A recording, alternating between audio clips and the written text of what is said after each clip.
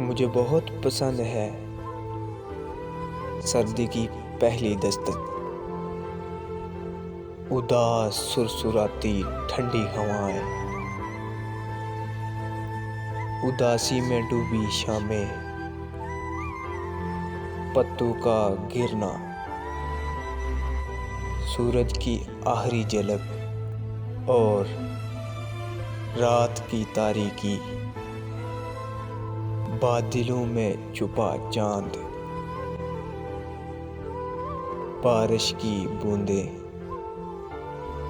सर्द हवाएं, खामोश खामोश सा माहौल,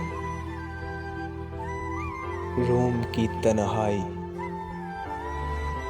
नाइट बल्ब की मध्यम सी रोशनी, बदलते मौसम के बेरहम उदास कर देने वाले लम्हे, स्याह लिबास, पर्सनल डायरी,